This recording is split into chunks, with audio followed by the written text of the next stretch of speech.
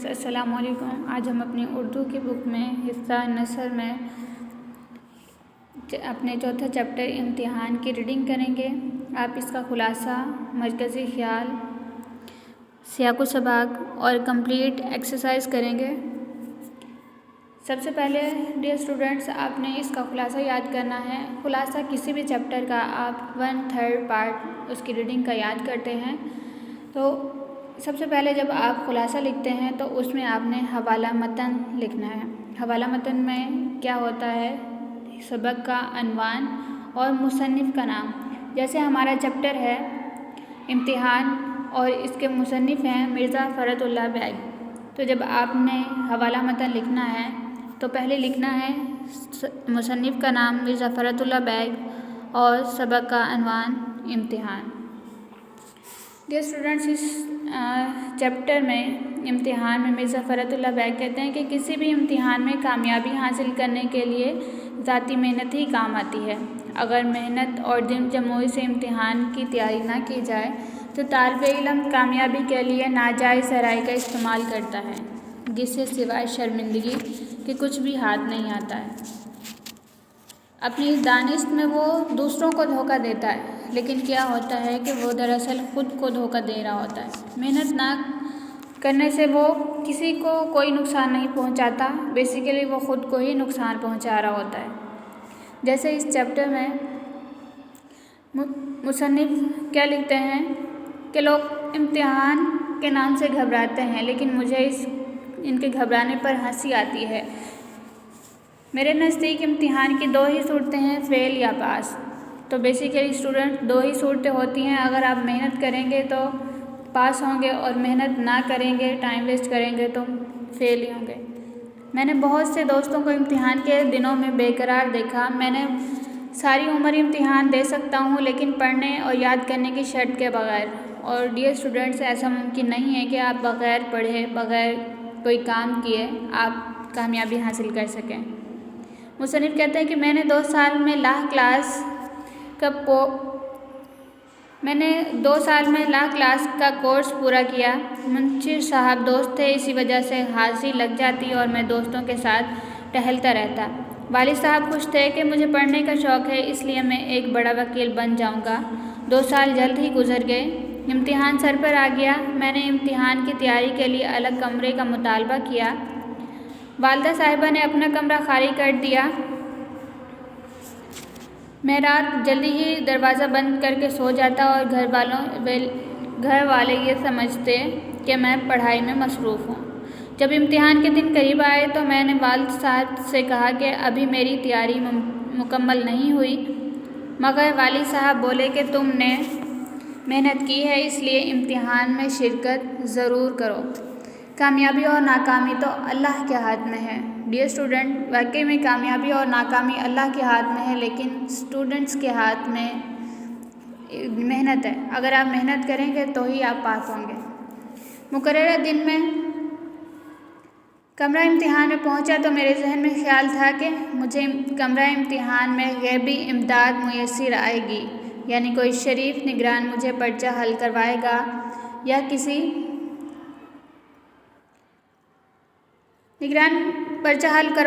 کسی کم حیثیت ملازم کو انعام دے کہ میں ضرور پاس ہو جاؤں گا۔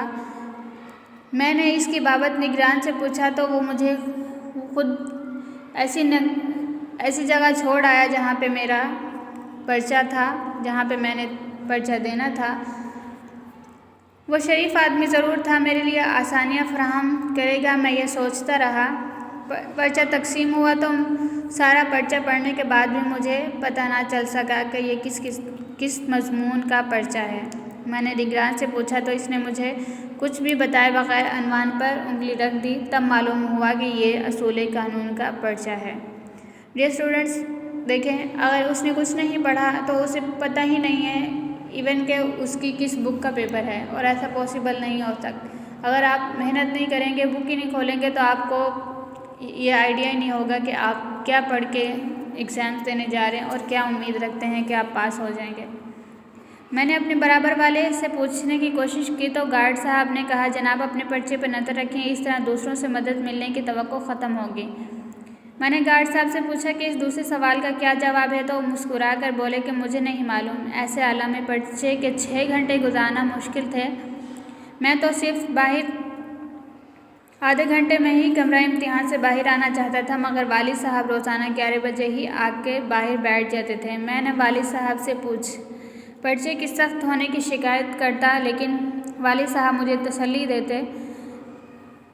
والد صاحب نے میرے لیے سفارش بھی کروائی، لیکن بے سود۔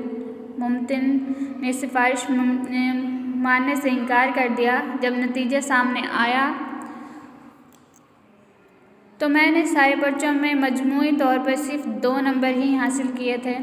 والد صاحب نے ممتنوں کو برا بھلا کہا اور مجھے آئندہ سخت محنت کرنے کی اور دوبارہ دوسرا سال امتحان دینے کے لیے کہا۔ اس طرح مجھے ایک اور سال فرصت سے گزارنے کا موقع مل گیا۔ ڈیئر اسٹوڈنٹس، امتحان ایک مشکل چیز ہے، لیکن اگر آپ نے محنت کی ہو، آپ نے پڑھا ہو تو یہ آپ کے لیے بالکل بھی مشکل نہیں ہوگی، اور اگر آپ نہیں پڑھیں گے تو یہ آپ کے لیے بہت زیادہ مشکل ہے۔ اسٹوڈنٹس، ہم مشق کی طرف آتے ہیں۔ پہلا سوال ہے، مضمون نگار کو امتحان سے گھبرانے والوں پر کیوں ہنسی آتی ہے؟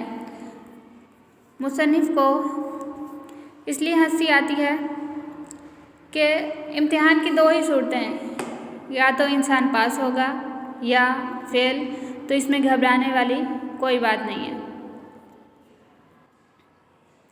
دوسرا سوال ہے، جو امتحان کے دن قریب آتے جاتے مصنف مضمون نگار کے دوستوں اور ہم جماعتوں کا کیا حال ہوتا تھا؟ جب مضمون نگار کے پیپرز قریب آ جاتے تھے تو اس کے دوستوں کا کیا حال ہوتا تھا؟ مصنف کیا کہتا ہے؟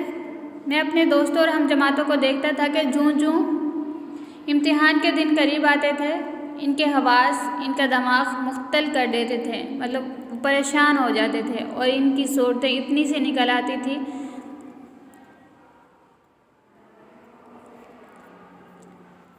ڈیئر اسٹوڈنٹس، نیکسٹ کوشچن ہے، مضمون نگار نے کون سا امتحان دیا؟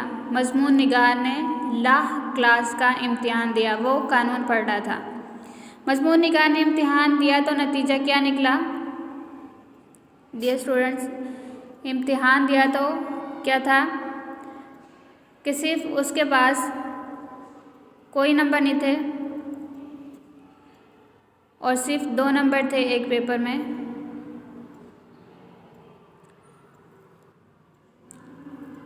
مضمون نگار کے والد نے کس طرح اسے تسلی دی؟ مضمون نگار کے والد نے اسے کہا کہ کوئی بات نہیں، اگلے سال تم دوبارہ پیپر دینا اور تم پاس ہو جاؤ گے۔ یہ اسٹوڈنٹس، آپ نے اس کے ایکسرسائز کرنی ہے اور آپ نے سیاق و سباق یعنی نثر کے پیراگرافز کرنے ہیں، سلیس کے پیراگراف کرنے ہیں۔ ڈیئر اسٹوڈنٹس، جو خاکہ آپ کے سامنے بتایا گیا ہے آپ نے اس کو فالو کر کے سیاق و سباق کے پیراگراف، نثر پاروں کی تشریح اور سلیس کرنی ہے۔ سب سے پہلے آپ کو جو پیراگراف دیا گیا ہے نثر پارے میں، اس کا آپ نے حوالہ متن لکھنا ہے۔ حوالہ متن میں آپ 2 چیزیں لکھتے ہیں، مصنف کا نام اور سبق کا عنوان۔ جیسے ہم جو چیپٹر پڑھ رہے ہیں وہ ہے امتحان، اور اس کے مصنف کا نام کیا ہے؟ مرزا فرحت اللہ بیگ۔ اس کے بعد کچھ آپ کو جو پیراگراف ہے اس میں ورڈز انڈر لائن کیے ہوتے ہیں جن کے آپ نے میننگ لکھنے ہوتے ہیں، تو آپ نے اسی طرح ان الفاظ کے معنی لکھنے ہیں، ایک سائڈ پہ مشکل الفاظ کو اور دوسری سائڈ پہ اس کے میننگ کو لکھنا ہے۔ اس کے بعد آپ نے سیاق و سباق لکھنا ہے۔ سیاق و سباق ڈیئر اسٹوڈنٹس، جو آپ کا چیپٹر ہے، جو آپ کو نثر کا پیراگراف آیا ہے، اس کے آپ نے پہلے اور بعد کے احوال کو بیان کرنا ہوتا ہے۔ آپ لکھیں گے سب سے پہلے، یہ پیراگراف درسی کتاب اردو کے چیپٹر امتحان سے لیا گیا ہے۔ کہاں سے لیا گیا ہے؟ ڈیئر اسٹوڈنٹس، ہو سکتا ہے وہ پیراگراف مڈ سے، اسٹارٹ سے یا اینڈ سے کہیں سے بھی ہو، تو آپ نے سب سے پہلے لکھنا ہے کہ وہ کہاں سے لیا گیا ہے۔ اس کے بعد آپ اس کے جو پیراگراف کے اوپر کا پیٹرن ہے وہ سارا لکھ دیں گے۔ नेक्स्ट आप उसकी स्लीव्स और तशरीह करेंगे। तशरीह और स्लीव्स आपने उस पैराग्राफ की करनी है जो उस पैराग्राफ आपको दिया गया है। तो उस पैराग्राफ को आपने तशरीह करनी है। जैसे आप अशार की तशरीह करते हैं, उसके स्लीव्स करनी है, आसान अल्फाज में अपनी वर्डिंग में उसको लिखना है। डियर स्टूडेंट्स, के बाद हम खतूत नवेसी पढ़ेंगे। खतूत क्या है? आप ख़त लिखते हैं, आप किसी को भी। बेसिकली जो ख़त होते हैं वो 3 तरीके के होते हैं। जो खतूत की इक़साम है वो 3 हैं। ज़ाती खतूत होते हैं जो आप अपने दोस्तों, अज़ीज़ व अक़ारिब या दीगर मिलने वालों को लिखते हैं, वो आपके ज़ाती ख़त होते हैं। इसके बाद आपके कारोबारी खतूत होते हैं। कारोबारी जिनमें हम ख़रीदो फ़रोख्त या लेन देन के मामलात को तय करते हैं। और इसके बाद सरकारी खतूत, जो ख़त आप हुकूमत को दें, इनमें आप दरख्वास्त भी कर सकते हैं। वो खतूत जो मुलाज़मीन अपने महकमे वालों को लिखते हैं, ये 3 खतूत होते हैं। डियर स्टूडेंट्स, इसके बाद ख़त के हिस्से कितने हम ये पढ़ेंगे। ख़त के बेसिकली 6 पार्ट्स होते हैं, 6 हिस्से होते हैं। सबसे पहले होता है मुकाम, रवानगी और ख़त की तारीख़। जैसे फॉर एग्ज़ाम्पल किसी ने आपको ख़त कहाँ से लिखा है, आप वो लिखें। जहाँ से आप ख़त लिखना स्टार्ट कर रहे हैं, कहाँ पे आप बैठ के लिख रहे हैं, वो जगह लिखें और उसके बाद आप तारीख़ लिखें। इसके बाद अलकाब आते हैं। अलकाब क्या, आप तारीख़ के नीचे बाएं तरफ थोड़ी सी जगह छोड़ के अलकाब लिखें।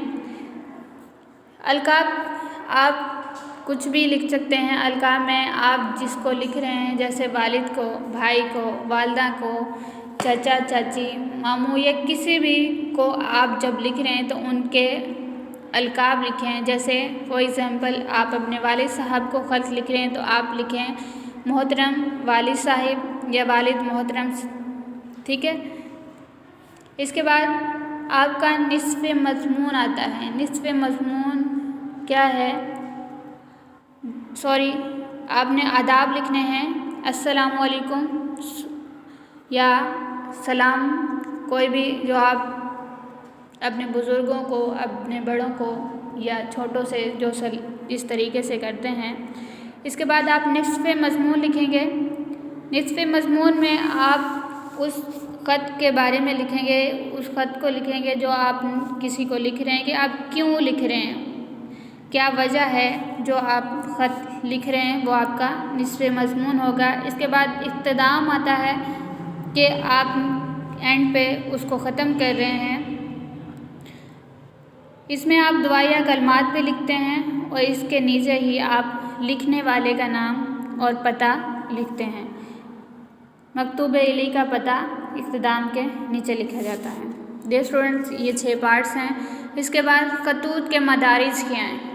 जैसे हम लिखते हैं, डियर स्टूडेंट, हमने पढ़ा था मुकाम, रवानगी और तारीख़। तो मुकाम रवानगी में हम कमरा इम्तिहान में बैठे होते हैं तो हम लिखेंगे कमरा इम्तिहान, शहर, अलिफ बे जीम, डेट आप लिखेंगे, कोई भी हो सकती है वो, आप जिस दिन बैठे हुए हैं वो डेट आप लिखें। अलकाब, आप किसको ख़त लिख रहे हैं आपने वो लिखना है। जैसे बताया गया है, आप फॉर एग्ज़ाम्पल अपने वालिद साहब को लिख रहे हैं या भाई को लिख रहे हैं या दोस्त, किसी को भी आप जो ख़त लिख रहे हैं वो लिखें। इसके बाद आदाब, अस्सलामु अलैकुम लिखें। इसके बाद आपने निस्फ़े मज़मून लिखना है। निस्फ़े मज़मून आप क्यों लिख रहे हैं, मज़मून क्या, जो भी आपका मज़मून का वजह है, मज़मून को बयान करने का, मज़मून लिखने की वजह आप वो लिखेंगे। इसके बाद वस्सलाम, दुआ या कलमात आप कुछ भी लिख सकते हैं। इख्तिताम पे आप लिखने वाले का नाम और पता लिखते हैं। डियर स्टूडेंट्स, इसको फॉलो करते हुए आपने एक मज़मून तैयार करना है वालिद साहब के नाम,